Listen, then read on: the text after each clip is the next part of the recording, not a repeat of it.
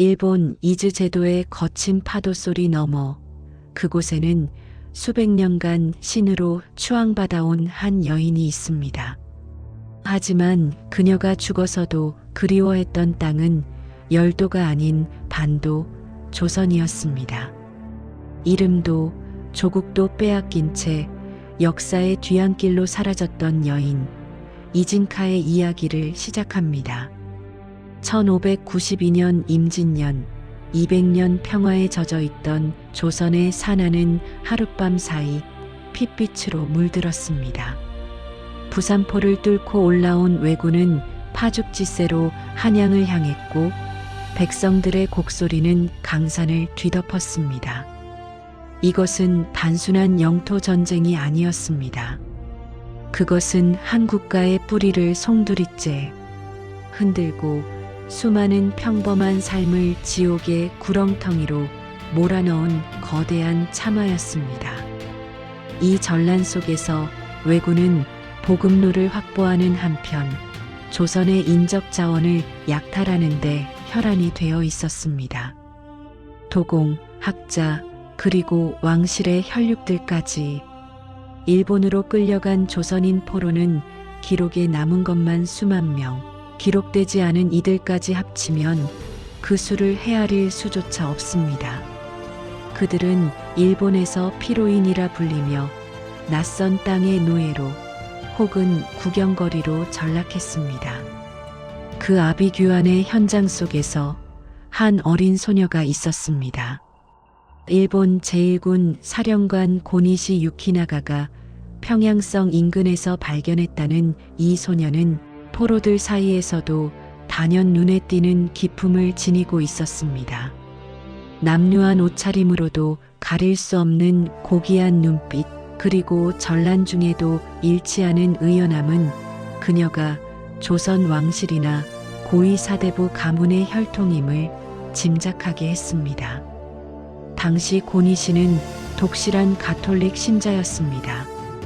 그는 이 총명한 소녀를 죽이거나 노예로 파는 대신 자신의 수양딸로 삼아 일본으로 데려가는 길을 택합니다. 거친 현해탄의 파도를 건너며 소녀는 뒤돌아보았습니다. 멀어지는 조선의 해안선은 불길에 휩싸여 있었고 그것이 소녀가 기억하는 조국의 마지막 모습이었습니다. 일본에 도착한 소녀에게 주어진 것은 이진카라는 낯선 이름, 그리고 고지어 내려진 가톨릭 세례였습니다. 그녀의 세례명은 주리아.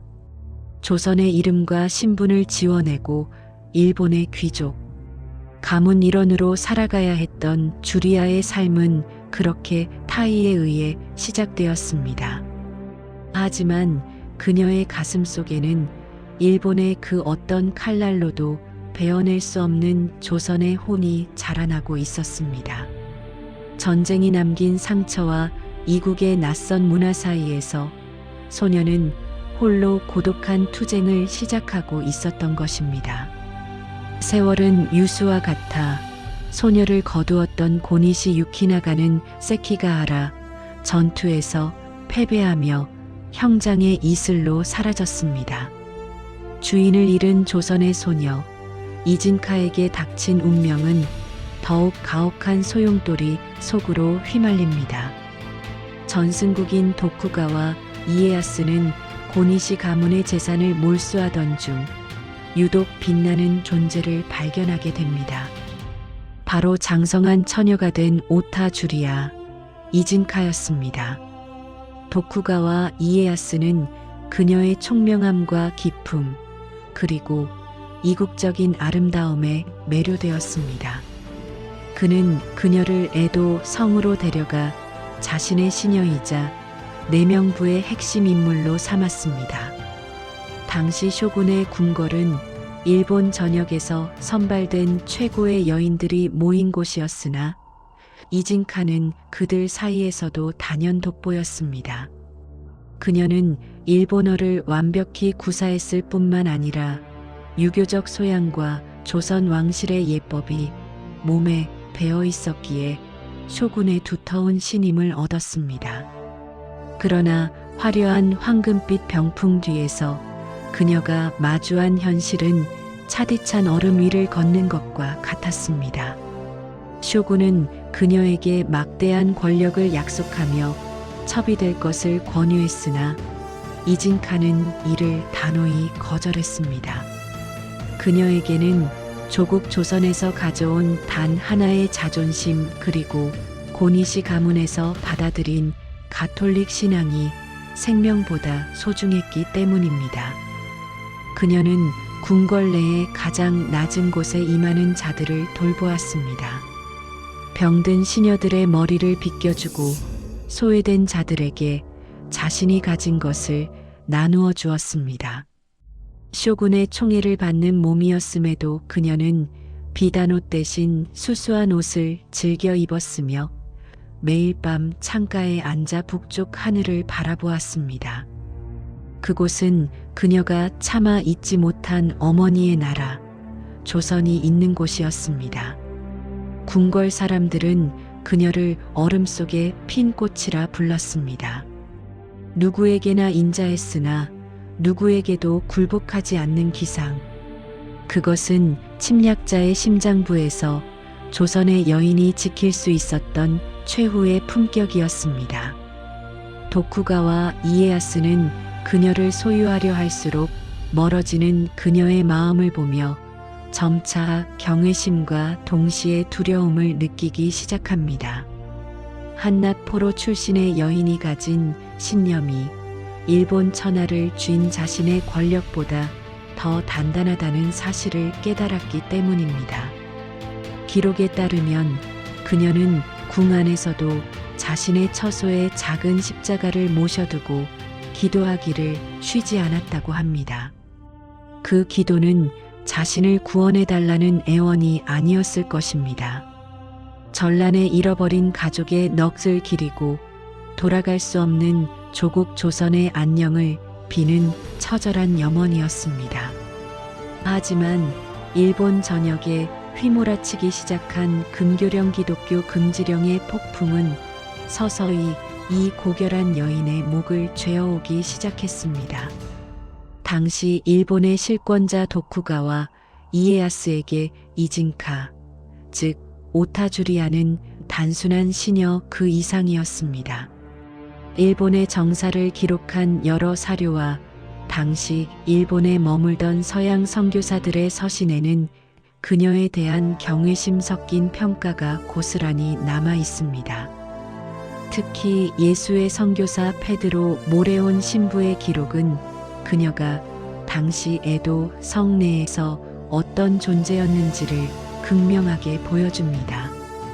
기록에 따르면 주리아는 궁정의 모든 여인 중 가장 총명하고 덕망이 높은 자로 묘사됩니다. 이에야스는 그녀의 재능을 아껴 자신의 문서 관리와 인장을 맡길 정도로 신임했습니다. 하지만 1612년 에도 막부가 기독교 금지령인 박해의 칼날을 뽑아들면서 상황은 급변합니다. 이에야스는 주리아에게 단호한 선택을 강요했습니다.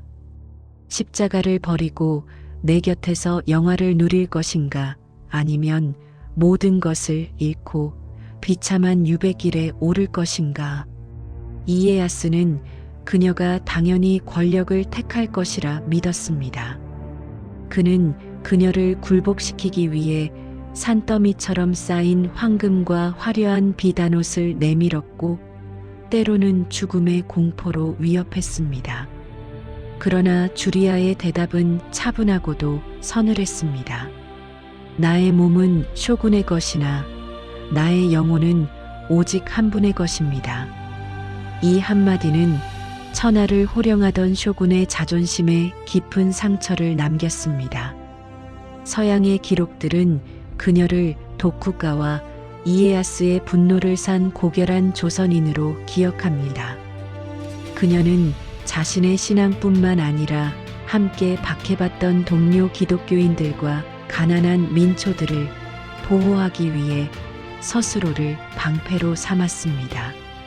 이에야스는 그녀의 배교를 이끌어내기 위해 가혹한 신문을 이어갔으나 그녀는 고문을 당하는 순간에도 조선에서 가져온 평정심을 유지했습니다. 일본의 사료인 덕천실록에는 그녀의 이름이 지워지거나 부정적으로 묘사되기도 했지만 민간의 입을 통해 전해지는 그녀의 평가는 사뭇 다릅니다. 그녀는 권력 앞에서는 추상 같은 기계를 가졌으나 병든 이들에게는 한없이 자애로운 성녀였습니다.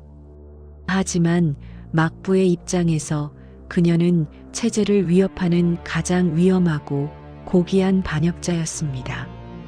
그녀가 지키고자 했던 것은 단순한 종교적 신념을 넘어 침략자에게 영혼까지 팔지 않겠다는 조선 여인의 마지막 자존심이었을지도 모릅니다. 결국 이에야스는 그녀를 곁에 두는 것이 자신의 권위의 오점이 된다고 판단했습니다. 그는 가장 잔인한 명령을 내립니다. 그녀를 에도에서 멀리 떨어진 척박한 섬 이즈제도로 유배 보내라는 명령이었습니다. 화려한 에도 성의 등불이 꺼지고 그녀는 차가운 새벽 공기를 마시며 다시 한번 유배의 길, 아니 신념의 길을 떠나게 됩니다. 전쟁은 끝났습니다. 1598년 도요토미 히데요시의 죽음과 함께 왜군은 철수했고 조선과 일본 사이에는 다시 평화의 물꼬가 트이기 시작했습니다. 사명당 유정 스님을 비롯한 조선의 사절단이 일본을 방문하여 쇠환, 즉 포로들의 송환을 강력히 요구했습니다. 수천 명의 조선인이 고향의 품으로 돌아갔고 가족과 재회하며 통안의 눈물을 흘렸습니다. 하지만 그 명단 어디에도 이진카라는 이름은 없었습니다. 우리는 여기서 한 가지 의문을 던져야 합니다. 그녀는 왜 돌아오지 못했을까요? 아니, 어쩌면 왜 돌아오지 않았을까요? 역사학자들은 그 숨겨진 이유를 기록의 침묵 속에서 찾아내려 애씁니다. 첫 번째 가능성은 그녀의 가혹한 신분에 있습니다. 그녀는 침략의 선봉장이었던 고니시 유키나가의 수양딸이었습니다. 조선의 입장에서 고니시는 나라를 유린한 원수 중의 원수였습니다. 그런 자의 딸로 살았던 여인이 고국으로 돌아온들 과연 조선의 사대부 사회가 그녀를 따뜻하게 맞이해 주었을까요? 당시 조선은 절개를 잃은 여인들에게 환양녀라는 가혹한 낙인을 찍던 시대였습니다.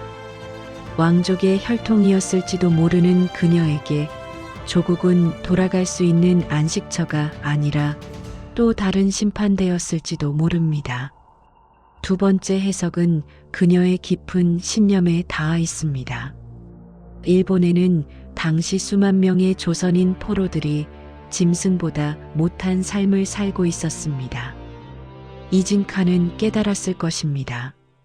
자신이 에도 성이라는 화려한 감옥에서 누리는 영향력이 고통받는 동포들에게는 유일한 희망의 등불이 될 수 있다는 사실을 말입니다.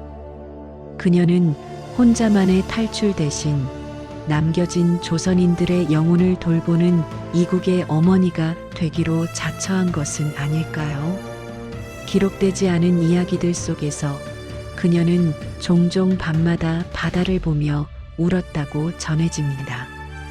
일본식 기모노를 입고 일본어를 말하지만 그녀의 심장 소리는 조선의 리듬으로 뛰고 있었습니다. 돌아갈 길은 열려 있었으나 자신의 신념과 동포들을 버릴 수 없었던 고결한 포기, 그것이 우리가 이진카라는 이름 뒤에서 읽어내야 할 비극적인 진실입니다. 그녀가 에도 성에서 쫓겨나 유배지로 향하던 날 조선사절단은 멀지 않은 곳에서 일본의 관료들과 연회를 즐기고 있었습니다. 조국이 자신을 잊었음을 알았을 때 그녀가 느꼈을 그 막막한 고독을 우리는 감히 상상할 수 없습니다. 이제 그녀에게 남은 것은 오직 하나, 아무도 살지 않는 거친 섬에서의 침묵뿐이었습니다. 에도의 화려한 불빛은 이제 먼 신기루처럼 사라졌습니다. 1612년 도쿠가와 이에야스의 분노를 산 이진카는 오시마, 니이지마를 거쳐 이즈 제도의 가장 험준한 섬 중 하나인 코즈시마로 유배되었습니다. 당시 이 섬들은 죄를 지은 중죄인들만이 가는 살아있는 지옥이라 불렸습니다.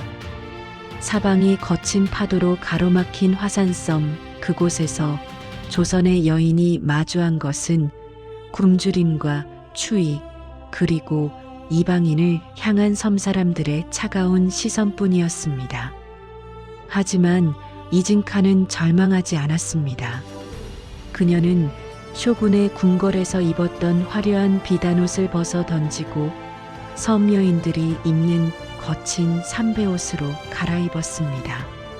그녀는 유배자였으나 스스로를 죄인이라 생각하지 않았습니다. 오히려 그곳에서 그녀는 새로운 삶의 의미를 찾기 시작했습니다. 그녀는 조선에서 익힌 약초 지식으로 병든 섬 사람들을 치료했고, 글을 모르는 아이들에게 모래바닥에 글자를 써가며 이치를 가르쳤습니다. 코즈시마에는 지금도 전해 내려오는 기묘한 전설이 하나 있습니다. 당시 섬에는 식수가 부족해 사람들이 고통받고 있었는데 주리아가 매일 정성껏 기도를 올리자 척박한 땅에서 맑은 샘물이 솟아났다는 이야기입니다.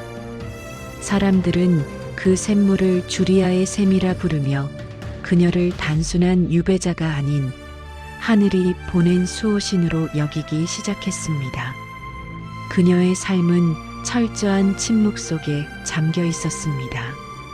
막부의 감시자들은 그녀가 신앙을 포기하고 굴복하기만을 기다렸으나 주리아는 매일 아침 해가 뜨는 동쪽 바다를 향해 무릎을 꿇었습니다. 그곳은 에도가 있는 방향이었으나 더 멀리 내다보면 그녀의 고향 조선이 있는 곳이기도 했습니다. 그녀는 섬의 가장 높은 바위에 올라가 파도 소리를 들으며 무슨 생각을 했을까요? 자신을 버린 조국에 대한 원망이었을까요? 아니면 이 좁은 섬에 갇힌 가련한 영혼들을 향한 연민이었을까요? 세월이 흘러 그녀의 머리 위에도 하얀 서리가 내려앉았습니다. 에도의 권력자들은 바뀌고 세상은 변했지만 코즈시마의 주리아는 변하지 않는 바위처럼 그 자리를 지켰습니다.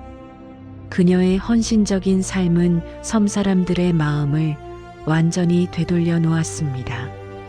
박해받던 조선의 포로 소녀는 이제 일본의 외딴 섬에서 아리마사 안나라는 이름의 성녀로, 그리고 사후에는 섬을 지키는 신의 반열에 오르게 됩니다. 막부는 그녀의 존재를 역사에서 지우려 했습니다.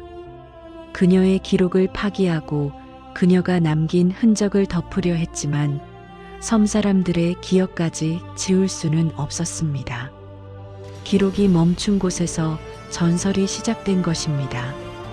권력은 총칼로 사람을 복종시키려 했지만 조선의 여인 이진카는 오직 사랑과 인내로 한 섬의 주인이 되었습니다. 그것은 세상에서 가장 조용한, 그러나 가장 위대한 승리였습니다. 이진카, 아니 오타 주리아가 세상을 떠난 지 400여 년이 흘렀습니다. 그녀가 마지막 숨을 거둔 날에 대한 정확한 기록은 남아있지 않습니다. 다만 1622년경 코즈시마의 거친 해풍 속에서 그녀가 조용히 눈을 감았을 것이라는 추측만이 전해질 뿐입니다. 그녀가 죽고 난 뒤 섬 사람들은 큰 슬픔에 빠졌습니다. 그들은 막부의 눈을 피해 그녀의 시신을 섬에서 가장 전망이 좋은 곳에 안치했습니다. 그곳은 맑은 날이면 수평선 너머 어렴풋이 대륙의 기운이 느껴지는, 그녀가 평생 그리워했을 북쪽 바다가 잘 보이는 언덕이었습니다. 흥미로운 점은 그녀가 사후에 일본의 전통 신앙인 신도와 결합하여 신으로 모셔졌다는 사실입니다. 기독교를 박해하던 일본 땅에서 독실한 가톨릭 신자였던 조선 여인이 도리어 일본의 토착신이 된 이 역설은 무엇을 의미할까요? 코주시마 주민들에게 주리아는 더 이상 외래 종교의 전파자도 적국의 포로도 아니었습니다. 그녀는 고통받는 자들의 눈물을 닦아준 살아있는 자비였고, 절망 속에서도 인간의 품격을 잃지 않은 고결한 영혼 그 자체였습니다. 오늘날 코주시마의 언덕 위에는 커다란 십자가 기념비가 세워져 있습니다. 그리고 매년 5월이면 이곳에서는 특별한 축제가 열립니다. 바로 주리아 제줄리어 페스터벌입니다. 이 축제에는 일본인뿐만 아니라 한국의 천주교 관계자들과 시민들이 함께 모입니다. 400년 전 전쟁이 갈라놓았던 두 나라의 사람들이 한 여인의 이름 아래에서 손을 맞잡는 것입니다.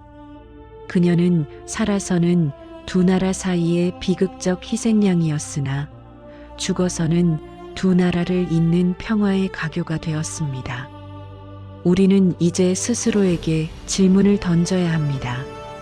만약 이진카가 전란의 불길에 휩쓸리지 않고 조선의 공주로 혹은 사대부가의 여인으로 평범하게 살았다면 어땠을까요?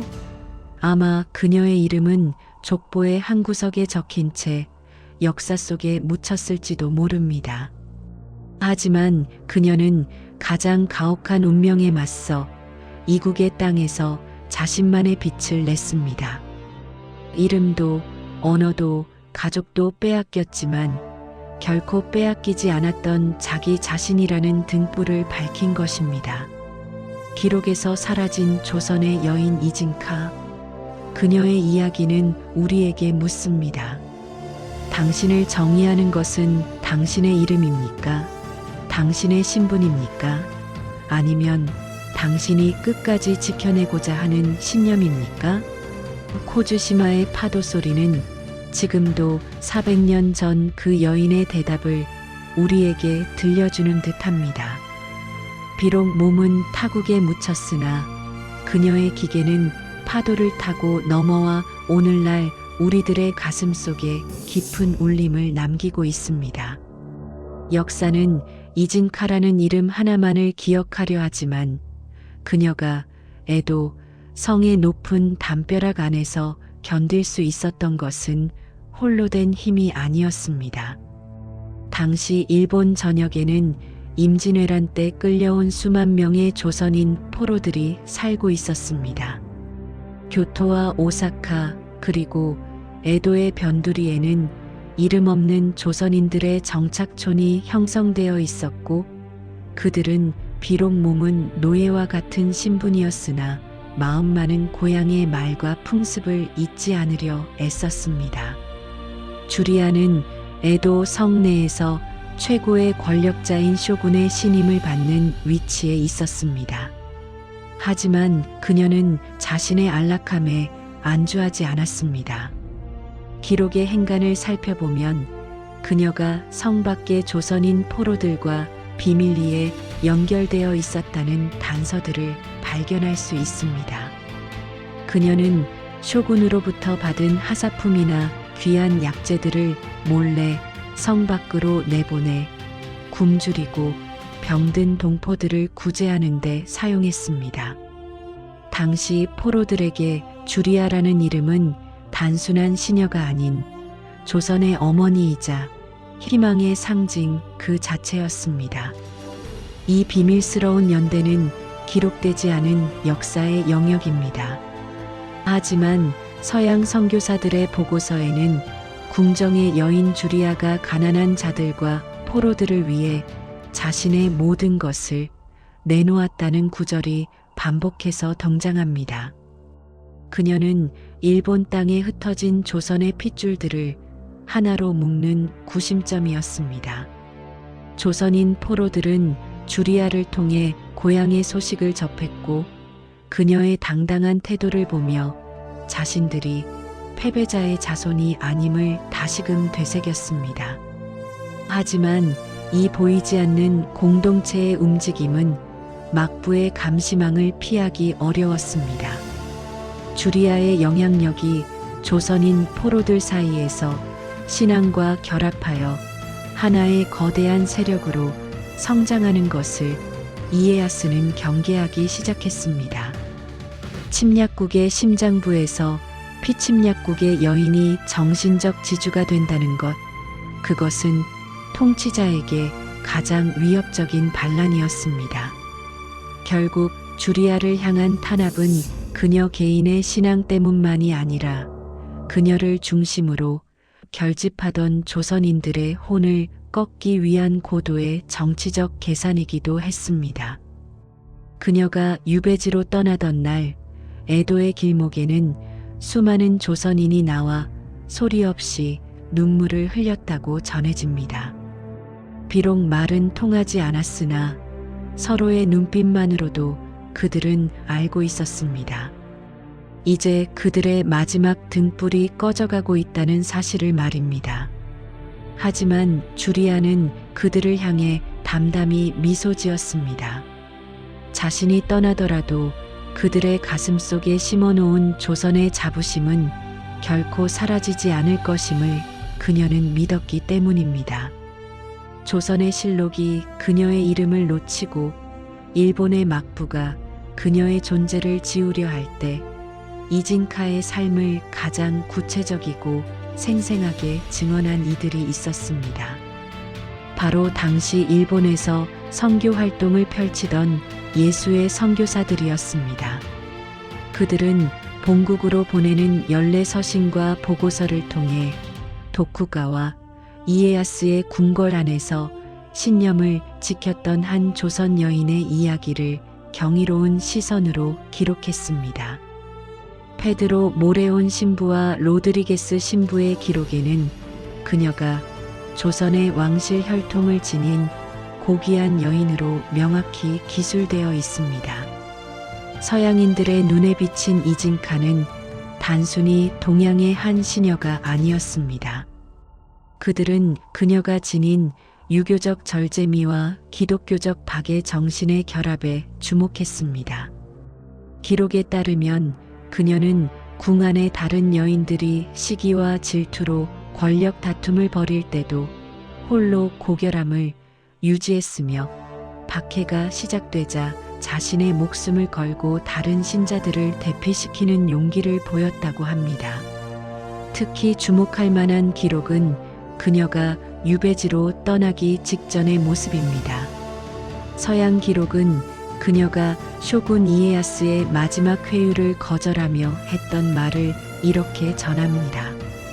세상의 왕은 나의 몸을 가둘 수 있으나 하늘의 왕은 나의 영혼을 자유롭게 하십니다. 이 문장은 당시 유럽 기독교 사회에도 큰 반향을 일으켰습니다. 침략자의 땅에서, 그것도 가장 강력한 권력자 앞에서 굴복하지 않은 조선 여인의 기계는 서구 사회에서 동양의 성녀라는 이름으로 회자되기 시작한 것입니다. 이러한 서양의 기록들은 오늘날 우리가 이진카의 실체를 확인하는데 결정적인 증거가 됩니다. 일본의 공식 역사서가 그녀를 배교를 거부한 고집스러운 시녀 정도로 폄하하거나 삭제할 때 제3자의 시선인 선교사들의 기록은 그녀의 인간적 고뇌와 숭고한 희생을 있는 그대로 보존해 주었습니다. 그녀는 어쩌면 알고 있었을지도 모릅니다. 자신의 조국 조선에서도, 자신을 가둔 일본에서도 자신은 환영받지 못하는 존재라는 것을 말입니다. 그러나 그녀는 기록의 주인이 누구냐에 상관없이 자신의 삶 그 자체를 하나의 기록으로 남겼습니다. 서양의 고문서 속에 잠들어 있던 주리아라는 이름이 수백 년의 시간을 건너 우리에게 도달한 것은 진실은 결코 어떤 권력으로도 완전히 매몰시킬 수 없다는 역사의 준엄한 증명이기도 합니다. 한 사람의 죽음은 육신의 소멸을 의미하지만 이진카에게 그것은 새로운 전설의 시작이었습니다. 그녀가 코즈시마의 차가운 흙 아래 잠든 후에도 섬 사람들은 그녀를 잊지 않았습니다. 오히려 시간이 흐를수록 그녀에 대한 기억은 신성화되었습니다. 막부의 서슬 퍼런 금교령 속에서도 섬 사람들은 비밀리에 그녀의 무덤을 돌보았고 그녀가 가르쳐준 박예의 정신을 자손들에게 전했습니다. 이것이 바로 기록되지 않은 유산, 이진카의 아이들입니다. 여기서 우리가 주목해야 할 지점은 그녀가 섬 사람들에게 남긴 것이 단순한 종교적 가르침만이 아니었다는 사실입니다. 그녀는 조선의 예법과 정갈한 삶의 태도, 그리고 고난 속에서도 꺾이지 않는 인간의 존엄성을 몸소 보여주었습니다.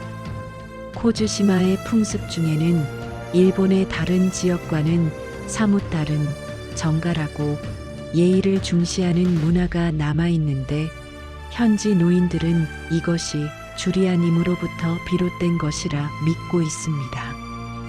더욱 놀라운 사실은 그녀의 흔적이 일본 내 가쿠레 키리시탄 숨어 지낸 그리스도인들의 신앙 속에 조선의 색채를 더집혔을 가능성입니다. 그녀는 일본 땅에 홀로 던져진 이방인이었으나 그녀를 통해 복음을 접한 이들에게 조선은 성녀의 나라로 기억되었습니다. 이는 당시 일본인들이 가졌던 조선에 대한 적대감이나 멸시를 경외심으로 바꾸어 놓은 위대한 정신적 승리였습니다. 또한 그녀는 유배지에서도 끊임없이 조선에서 끌려온 다른 포로들의 안위를 걱정했다고 전해집니다. 그녀의 곁을 지켰던 소수의 조선인 수행원들은 그녀의 임종을 지킨 뒤 그녀의 유품과 정신을 품고 일본 각지로 흩어졌습니다. 그들은 이진카의 이야기를 노래로 혹은 구전 설화로 만들어 조선인 공동체에 퍼뜨렸습니다. 우리에게는 쇼군도 꺾지 못한 고귀한 여인이 있었다는 이야기는 고향을 잃고 짐승처럼 살아가던 포로들에게 다시 살아갈 이유가 되었습니다. 이진카가 남긴 마지막 유산은 결국 기억의 힘이었습니다. 권력은 총칼로 역사를 쓰지만 민초들은 사랑으로 역사를 기억합니다. 그녀는 비록 조선의 땅을 다시 밟지는 못했으나 그녀의 고결한 호는 코즈시마의 파도를 타고 그리고 그곳 사람들의 핏줄을 타고 흘러 오늘날까지 살아남았습니다. 그녀가 뿌린 씨앗은 400년이라는 긴 겨울을 견뎌내고 마침내 한일 양국이 공유하는 고귀한 인류애라는 꽃으로 피어난 것입니다. 침묵은 때로 기록보다 더 강렬한 진실을 웅변합니다. 400여 년 전 조선의 핏줄로 태어나 일본의 신이 되어야 했던 여인 이진카. 그녀의 삶은 전란이 낳은 비극이었고 낯선 땅에서의 외로운 투쟁이었으며 끝내 조국으로 돌아가지 못한 망향의 슬픔이었습니다. 하지만 그녀는 그 모든 시련을 신념과 자애라는 이름의 고결한 가치로 승화시켰습니다. 오늘날 우리는 그녀를 어떻게 기억해야 할까요? 누군가는 그녀를 오타 주리아라는 일본식 이름으로 기억하며 가톨릭의 성녀로 추앙합니다. 또 누군가는 그녀를 일본 이즈 제도의 작은 섬 코즈시마를 지키는 수호신으로 여깁니다.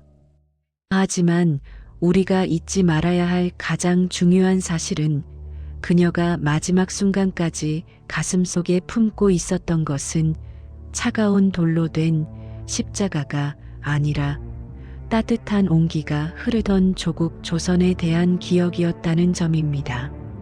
기록에서 사라졌던 그녀의 이름이 다시 세상에 알려진 것은 그리 오래되지 않았습니다. 한일 양국의 학자들이 잊힌 서신을 뒤지고 섬마을의 구전 설화를 수집하면서 비로소 이진카라는 이름은 400년의 깊은 잠에서 깨어났습니다. 그녀의 귀환은 화려한 금이환양은 아니었지만 긴 시간 동안 억눌려왔던 진실의 목소리가 터져나오는 역사적 사건이었습니다. 이제 그녀가 우리에게 묻습니다. 당신은 가장 어두운 순간에도 당신의 뿌리를 기억할 수 있습니까? 모든 것을 빼앗긴 자리에서도 타인을 향한 자비의 손길을 내밀 수 있습니까? 권력은 영토를 정복할 수 있을지 모르나 인간의 고귀한 정신은 결코 정복할 수 없음을 그녀는 자신의 온 생애를 통해 증명해 보였습니다. 이진카의 이야기는 이제 끝이 났지만 그녀가 남긴 질문은 우리 곁에 머물고 있습니다. 400년 전 코즈시마의 파도 소리에 섞여 들려오던 그녀의 기도는 오늘날 갈등과 반목으로 점철된 우리 시대를 향한 위로이자 경종일지도 모릅니다. 이름도 조국도 잃었지만 끝내 자기 자신만은 잃지 않았던 여인. 그녀의 이름은 이진카, 그리고 영원히 기억될 조선의 혼입니다.